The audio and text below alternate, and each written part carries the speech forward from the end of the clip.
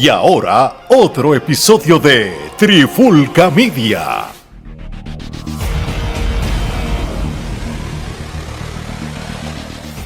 Oye, Alex, Omar y Geraldo de Trifulca Media, bienvenido a un nuevo episodio de En la Clara con la Trifulca. En este episodio de hoy vamos a hablar de ese famoso reencuentro histórico de las superestrellas de la lucha libre, los originales. Así se llama el video que está en YouTube, en el canal de Transfor Ortiz, el director puertorriqueño de películas, donde para el 5 de diciembre de este mes se va a estrenar Bueno, los yo cines creo que de... es cerca de la fecha que sale este video. Sí, Probablemente correcto. salió cuando ven este video, o fue ayer o es hoy.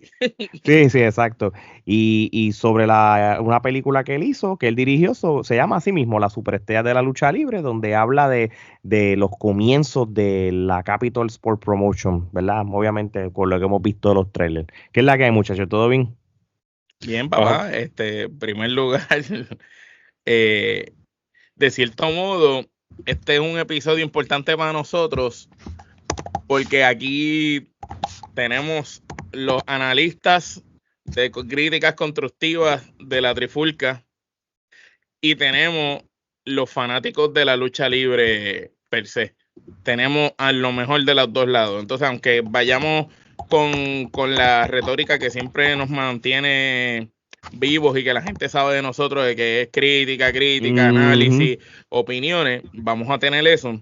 Pero a la misma vez también vamos a estar hablando como fanáticos.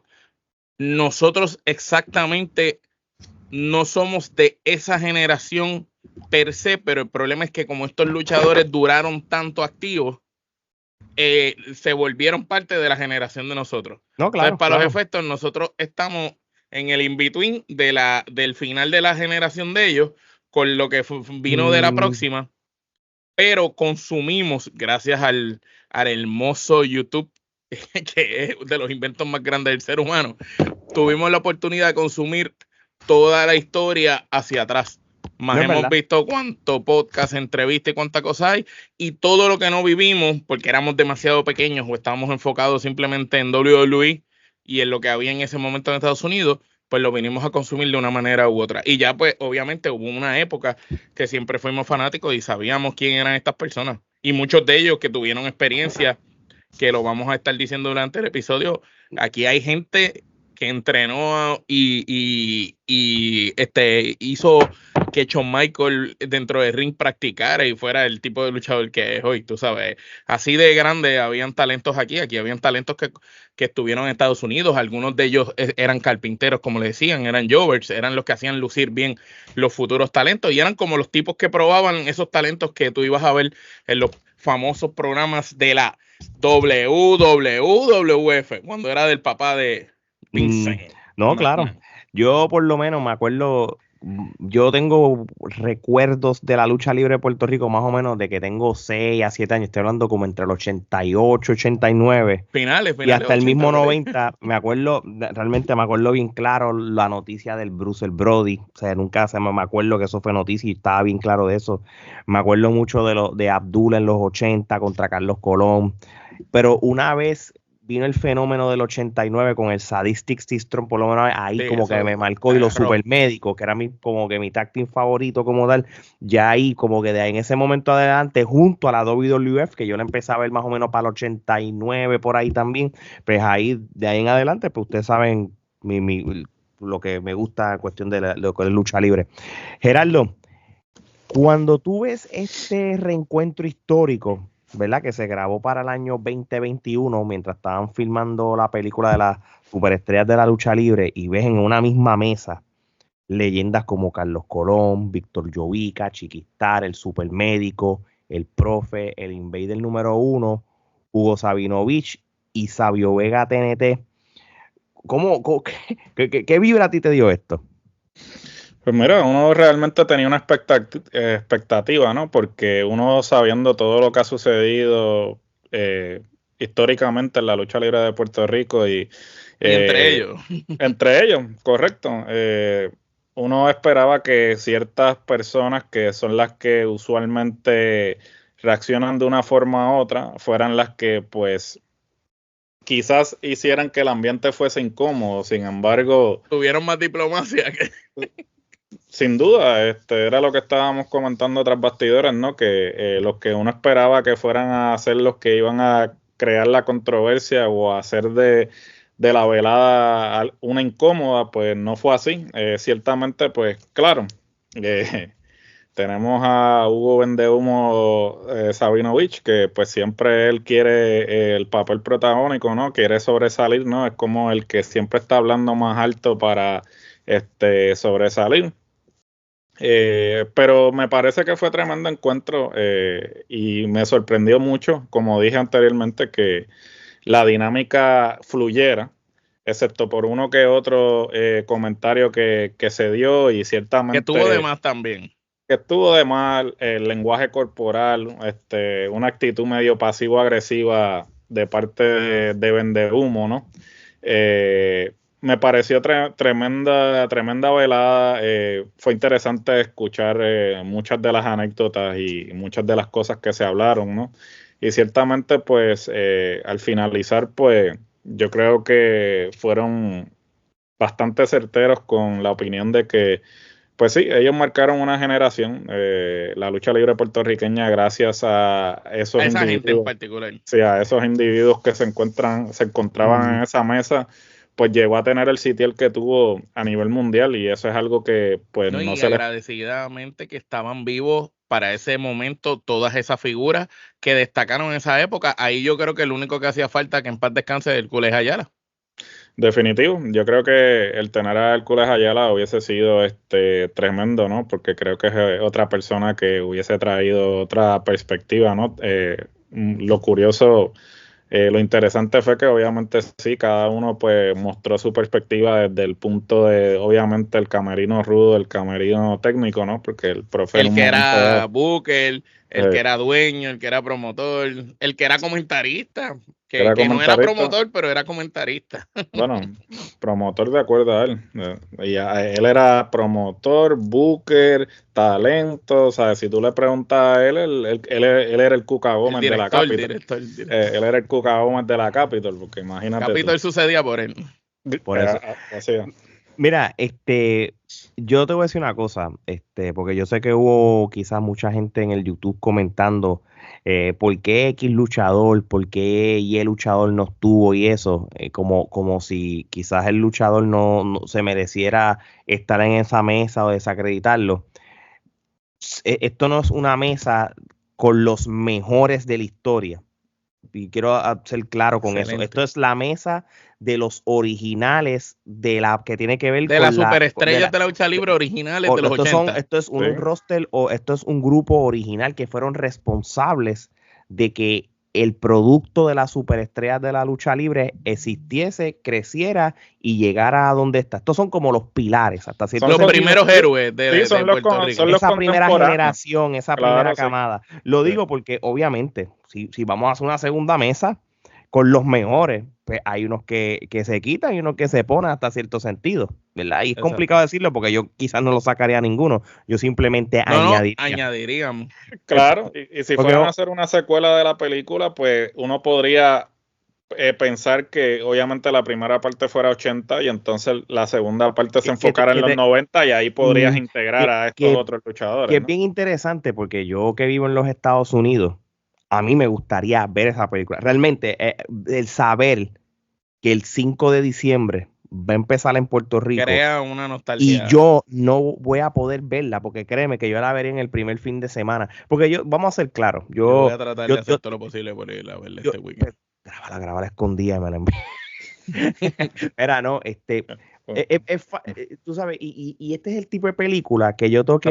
Tiene que ponerle eso digital, puñeta, estamos en el 2024. Mano, en algún sitio en Kissimmee, Orlando, que hay mucho... Que la ponga como hacen los mismos pay-per-view en on demand de eso, que tú pagues 10 pesos. Tú puedes poner el IP address para que en Puerto Rico no de eso, tú puedes hacer maravillas, tú sabes, con la tecnología. Pero lo que vengo es esto, que yo sí si yo la viese, quiero tratar de ver con la mentalidad del más fiscalizador, que si los efectos y las cosas, porque vamos a ser realistas, yo no la he visto, pero viendo los trailers y viendo el historial de cómo las películas de Transformers, que no es que lo voy a defender hasta cierto punto, ¿verdad? Para no desviarme de lo que es este tema, pero con un budget que tú tienes en Puerto Rico versus Limitado. los de Hollywood, tú sabes que no, el budget da para ciertas cosas.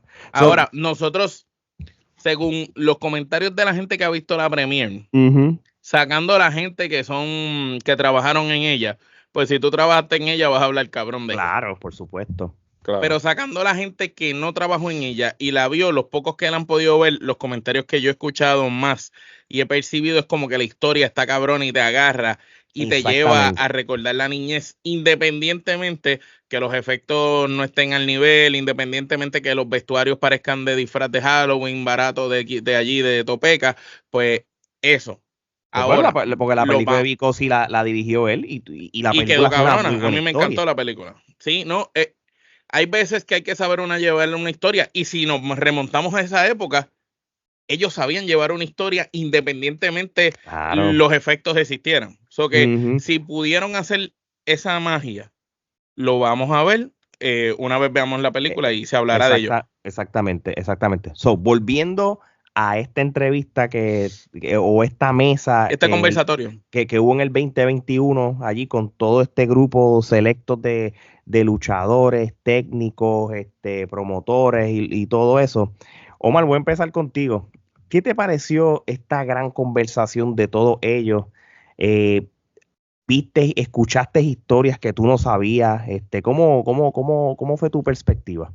Bueno, la primera historia que confirmé que había escuchado de secreto a voces de gente, pero nunca lo había visto en ningún medio, en nada, era el hecho de que cuando WWC tenía Trinidad y Tobago como una de sus sedes donde hacían muchas carteleras en esa época, los luchadores que en Puerto Rico eran las leyendas o que eran los que hacían clic con la gente, como el Culej Ayala, el Invader, Carlos Colón, el mismo Chiqui, pues en Trinidad y Tobago la estrella era precisamente Víctor Llovica, que era lo curioso, que entonces nosotros de Víctor Llovica sabemos que él se encontró con Carlos Colón por allá por Canadá y de allá es donde vienen con la idea de hacer la empresa y ahí es que Carlos le habla de Puerto Rico y primero iban para Estados Unidos pero terminaron llegando a Puerto Rico. Entonces nosotros en Puerto Rico vimos una carrera de Víctor Llovica normal, no es que Víctor Llovica era una superestrella, pero sin embargo sí nos dejan saber que sí fue allá, incluso el mismo Invader que casi no habla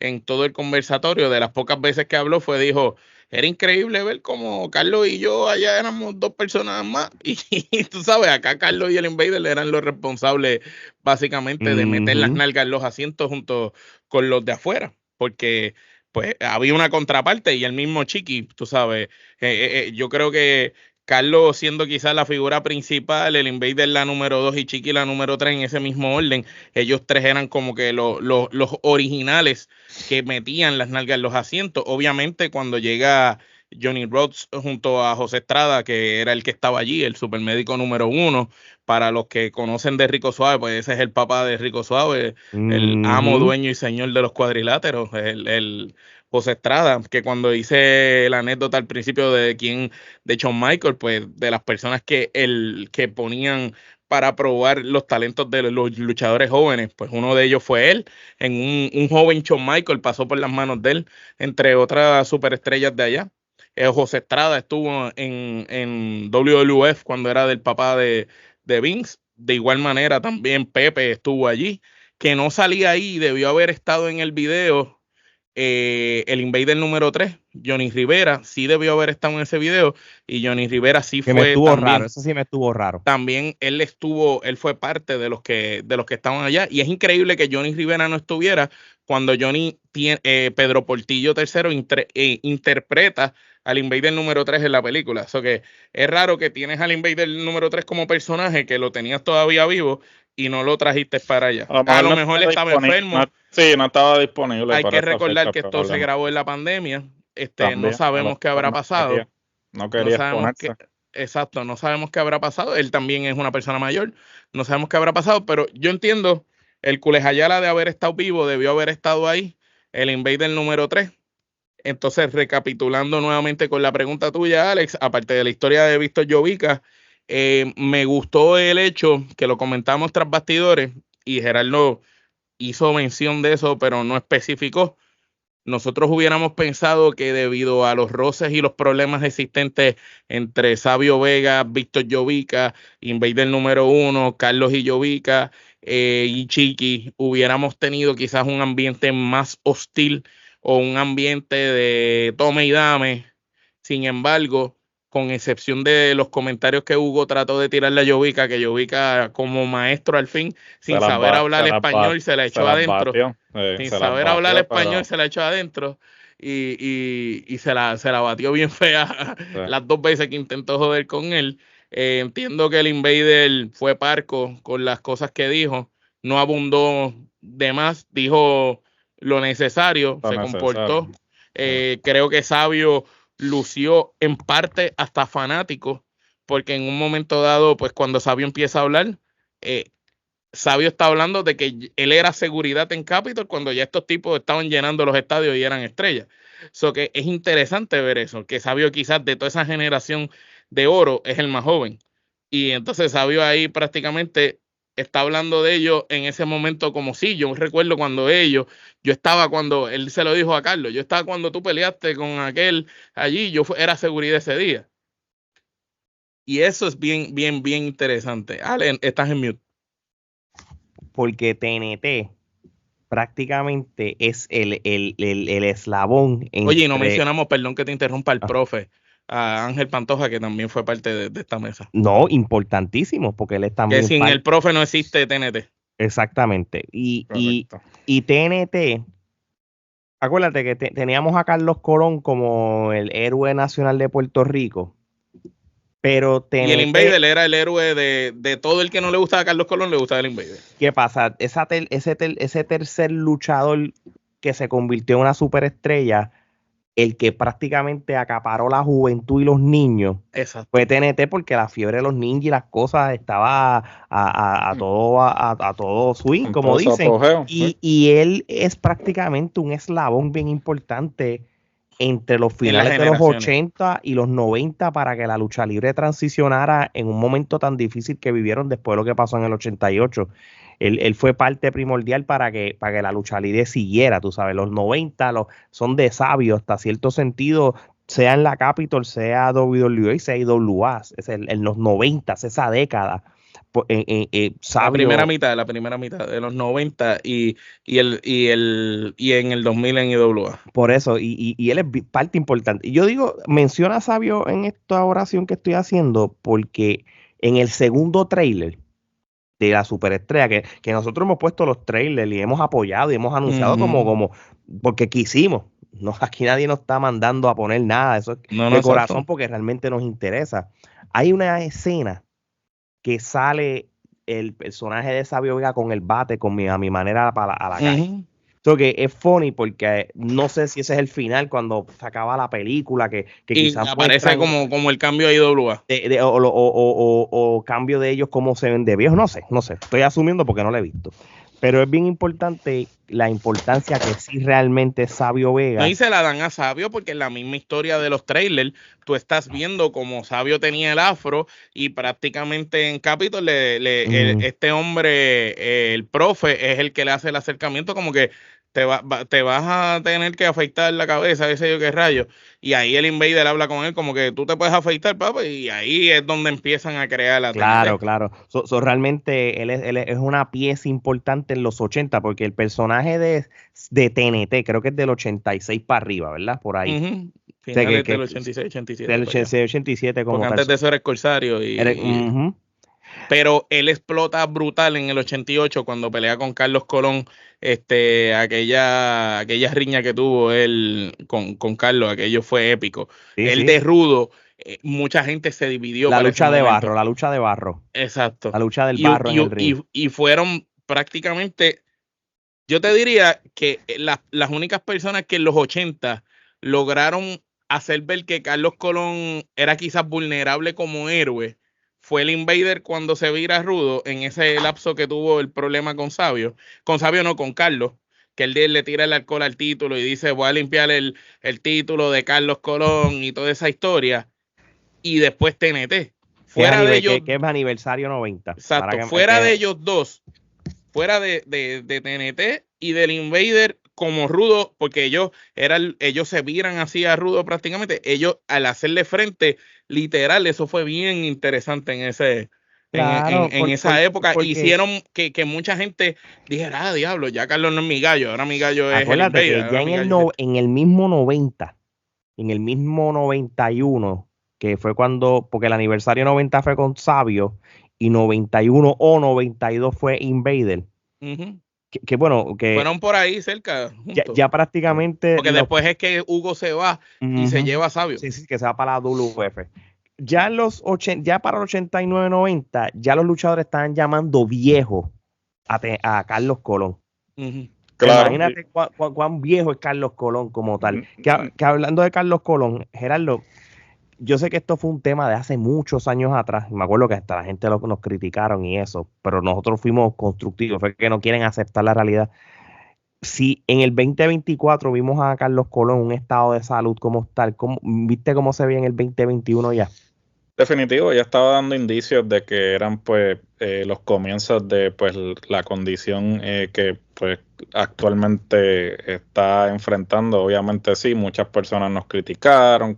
Porque en ese mismo año 21, Gerardo, fue cuando Hugo trató de ponerlo en el expo y se veía raro, que ahí todo el mundo dijo, ¿qué le pasa a Carlos? Sigue. Correcto, sí, que inclusive la Comay hizo mención de eso en términos de cómo de que no lo protegieron. No lo protegieron y todo eso, y mira. Y ahí no habló, tú sabes, habló la Comay versus la muñeca, pero ahí se notó que quien habló fue Cobo de corazón, porque Cobo conoció a Carlos y hasta estelarizaron una lucha.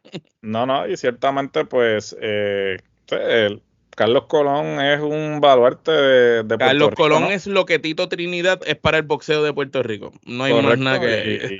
y ciertamente... Es más, me atrevo a decir que en la época de Carlos Colón fue más grande que lo que Tito Trinidad fue en su época para el boxeo de Puerto Rico, en cuestión de cómo la cultura, todo el mundo, y al día de hoy, carajo, van 50 y pico de años de la empresa, y al día de hoy, la gente vieja que habla de la lucha libre en Puerto Rico, los que vivieron esa época en especial, te dicen la de Carlitos, la lucha libre de Carlitos. Cuando tú vas a México, que lo han dicho personas que hemos entrevistado, la lucha libre de Carlos Colón. O sea, el hecho de que sea Capitol Sport, pues lo conocen los conocedores de lucha libre. WWC, los que siempre la hemos seguido. Pero el Consejo Mundial de Lucha, lo que era la lucha de Carlitos, era como se le decía en esa época. Continúa, Gerardo.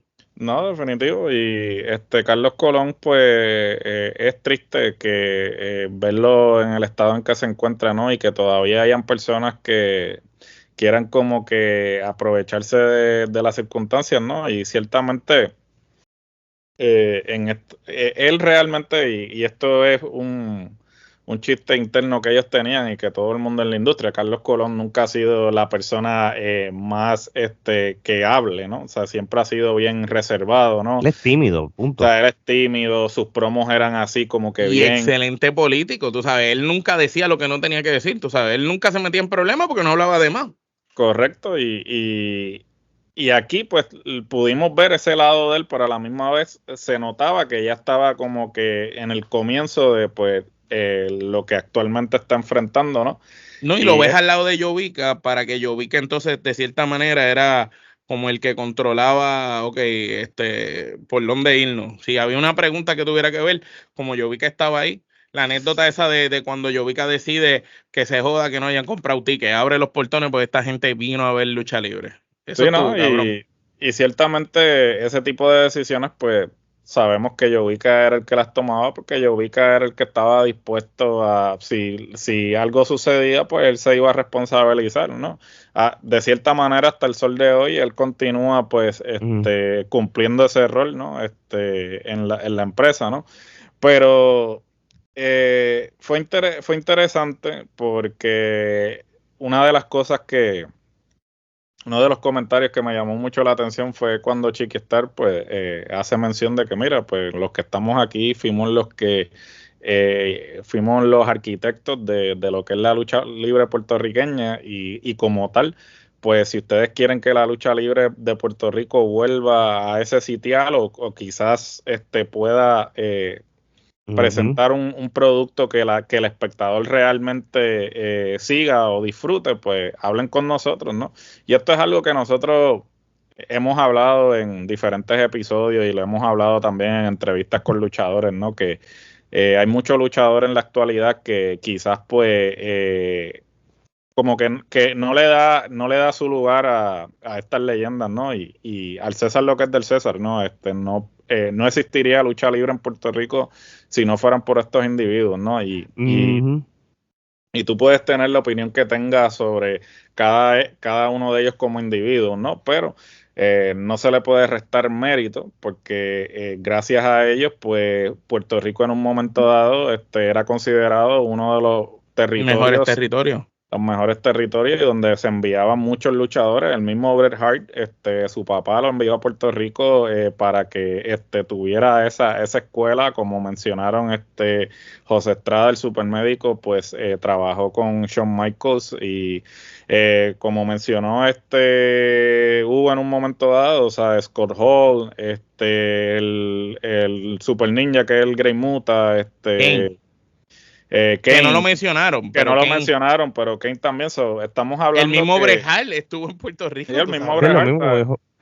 Es un territorio que tiene importancia en la historia de la lucha libre. Y esas personas en particular, quizás, mira, el profe es el blueprint puertorriqueño de lo que debe de proyectar y ser un manejador rudo para los villanos en Puerto Rico, y yo me atrevo a decir que en el mundo latino el profe es ese blueprint de lo que tú esperas que sea el manejador rudo en su máxima expresión. Si comparamos algo como lo que Paul Heyman hace en Estados Unidos, pues en la versión puertorriqueña pues sería el profe.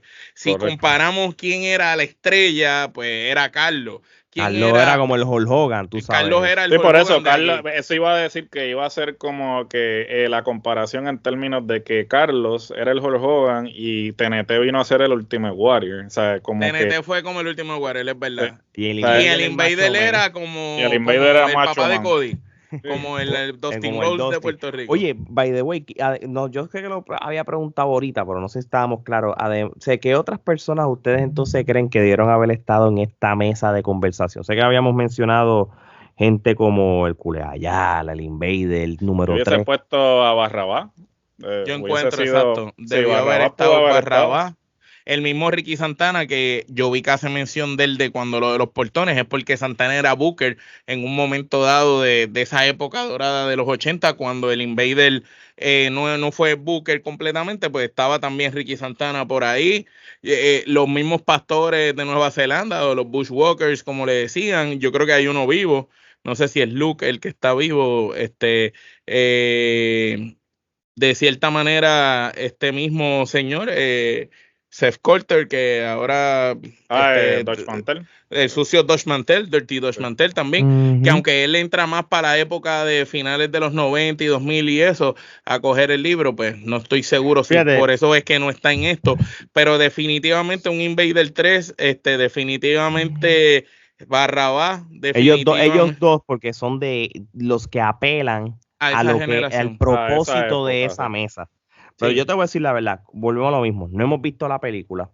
No sé si, porque yo no he estado prestando mucha atención, quizás entrevistas individuales hacia Transform, si esto va a ser la parte 1 o quiere hacer varios, porque yo sé que la idea es la superestrella de la lucha libre, que es el programa y la originalidad, ¿verdad? Pero depende cuán grande sea esta película, pues amerite una posible secuela donde tú cubras los 90s, que es una época súper importante también en la lucha libre. Y entonces, ya que están mencionando eso, dale, ¿quiénes serían los que irían en esa época de transición? Que ahí estaríamos hablando que todavía Sabio Vega estaría, y me imagino que entonces Castillo, Miguel, hasta Rey. Castillo, Miguel, Rey González, Carly. Rico Suave. Carly es... Carly sería 2000. Sí. No, pero Carly es... Sí, pero como que la segunda parte podría ser de 90 al 2000 y pico. Carly se convierte en el eslabón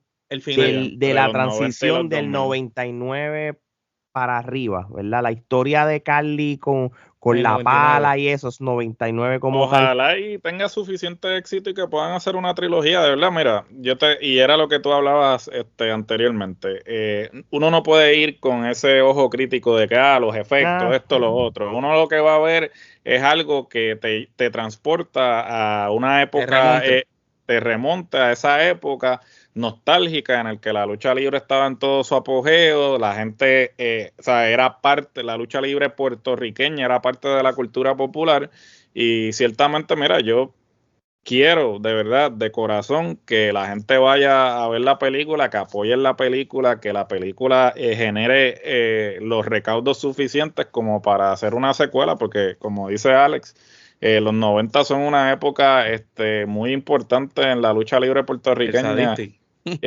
Y definitivamente sería interesante que hablaran de esa época, ver qué actores escogerían para interpretar a los diferentes luchadores. Nosotros tenemos una sugerencia para Rey González, así que sí. si van a hacer la secuela, por favor, Transform. La parte de Rey González gordo tiene que ser Marlon, obligado. Y la parte de Rey González joven tiene que ser. No diga los secretos. Y la parte de Rey joven tiene que ser el hijo. Mire, la parte de Rey joven es el hijo actuando, pero con EI. Le hacen el cuerpo en EI y es el hijo. Papi, los actores. Pues cabrón, el hijo es la misma cara. No pónganlos a rebajar y se acabó, mano. Eso es lo de menos. El hijo sería el perfecto. Pero sí, de verdad, es verdad. El Bronco tiene que estar en esa segunda parte. Papi, el Bronco, si hacen una segunda parte. Rico Suave, Bronco, Rey. Sí, el exótico, cabrón, tiene que estar. Chain tiene que estar. Chain, el exótico. Lo más importante, Ricky Santana, Rey González y Bronco. Esos son Castillo y Miguel. Esos son los top 5 que tienen que estar en la mesa en la segunda parte. Sí. Tienes que lo volver. equivalente a los que estaban en esta mesa serían ellos. El Rey es como el Carlos y así todo. Y tienes que volver a traer a la mesa al Invader y tienes que volver a traer a la mesa a Yovica, a TNT y a Yovica. Tienes que tener esos 8. Ya ahí Hugo no hace falta. Y Chiqui todavía. Y Chiqui, y entonces uno de los que puede, ¿verdad? Chiqui puede hablar de esa transición que él tuvo de ser ese tipo de los 90 del Chiqui Sport Shop al Chiqui que se convirtió en esa pareja tag-team literal, porque en los 80 Víctor de Bodyguard era el guardaespaldas, pero ya en los 90 y pico y principios de los 2000, Víctor de Bodyguard era la pareja de Chiqui. Hasta alguien como Rico Suave, por ejemplo. Rico Suave tuvo su historia con el profe, bien cabrón. El profe tiene que estar también porque ahora sería el profe sin la careta.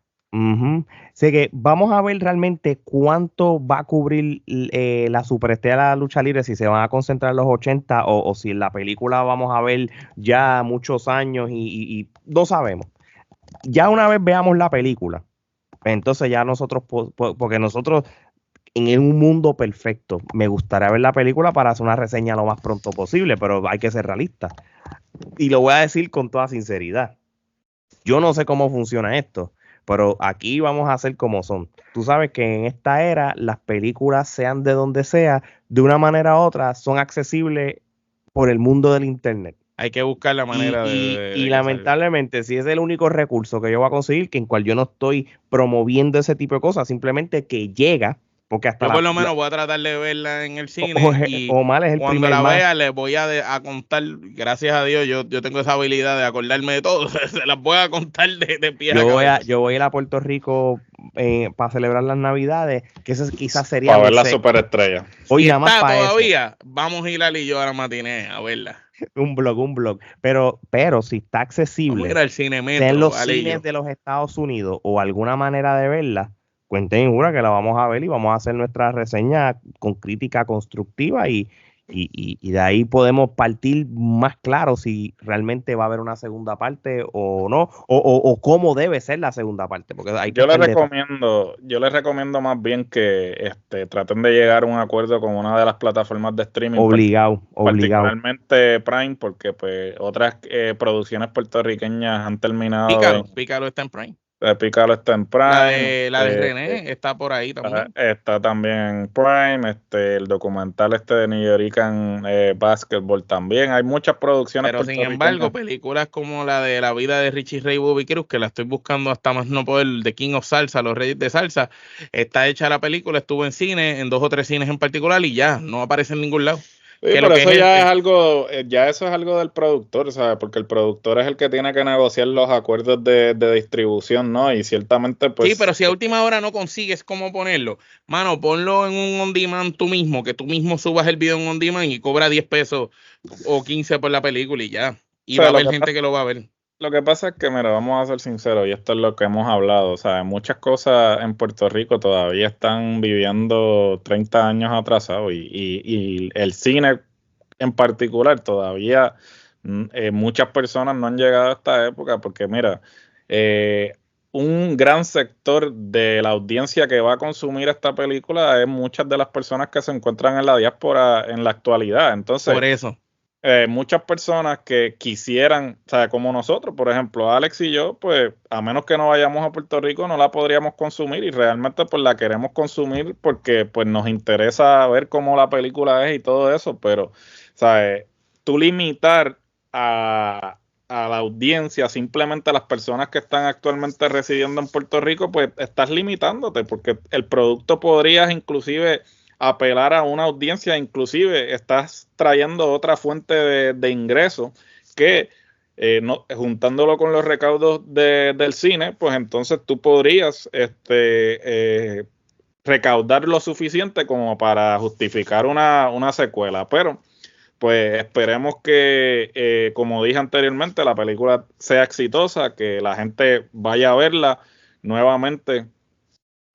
Hago hincapié en que por favor vayan con la mentalidad adecuada, o sea, no vayan como que con esta mentalidad de que voy a criticar esto o lo otro. Ciertamente el cine puertorriqueño no tiene el budget del cine español, ni tiene el budget del cine colombiano, ni del cine mexicano. Bueno, tú lo que vas a ver allí es algo de bajo presupuesto, pero con una gran historia. Esperemos que la historia... Y las actuaciones también, todo. Porque hay que ver, por ejemplo...